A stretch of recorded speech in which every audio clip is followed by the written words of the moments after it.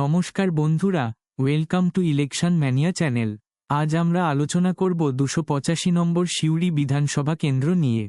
2014 সালের লোকসভা নির্বাচনে এই কেন্দ্র থেকে তৃণমূলের প্রাপ্ত ভোট 39.17%, বিজেপির প্রাপ্ত ভোট 21.99%, বামফ্রন্টের প্রাপ্ত ভোট 29.64% এবং কংগ্রেসের প্রাপ্ত ভোট 4.97%।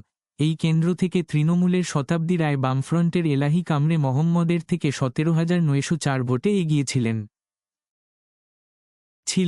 2016 সালের বিধানসভা নির্বাচনে এই কেন্দ্র থেকে তৃণমূলের প্রাপ্ত ভোট 47.97%, বিজেপির প্রাপ্ত ভোট 16.28% এবং বামফ্রন্ট ও কংগ্রেসের মিলিত প্রাপ্ত ভোট 31.55%। এই কেন্দ্র থেকে তৃণমূলের অশোক কুমার চট্টোপাধ্যায় বামফ্রন্টের রামচন্দ্র ডোমকে 31,808 ভোটে পরাজিত করেন।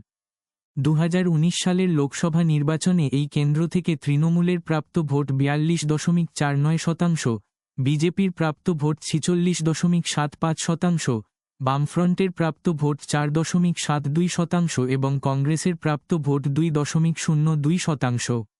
এই কেন্দ্র থেকে বিজেপির দুধ কুমার মণ্ডল তৃণমূলের শতাব্দী রায়ের থেকে 9,131 ভোটে এগিয়েছিলেন।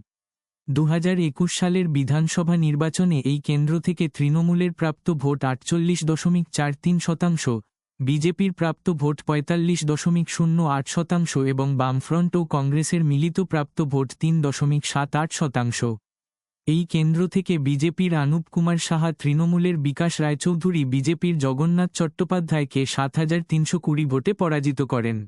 2024 সালের লোকসভা নির্বাচনে এই কেন্দ্র থেকে তৃণমূলের প্রাপ্ত ভোট 47.53%, বিজেপির প্রাপ্ত ভোট 41.96%, বামফ্রন্ট ও কংগ্রেসের মিলিত প্রাপ্ত ভোট 6.52%। এই কেন্দ্র থেকে তৃণমূলের শতাব্দী রায় বিজেপির দেবতনু ভট্টাচার্য এর থেকে 12,539 ভোটে এগিয়েছিলেন। 285 নম্বর সিউড়ি বিধানসভা কেন্দ্র। 2026 সালের বিধানসভা নির্বাচনে এই কেন্দ্র থেকে সম্ভাব্য বিজয়ী কে হতে চলেছে?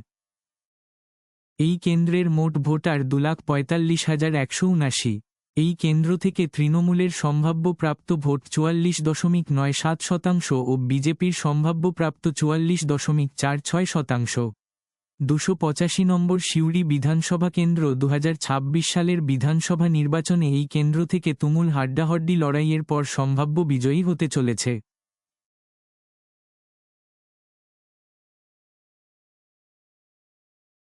এখন পর্যন্ত আলোচিত 57টি কেন্দ্রের ফলাফল।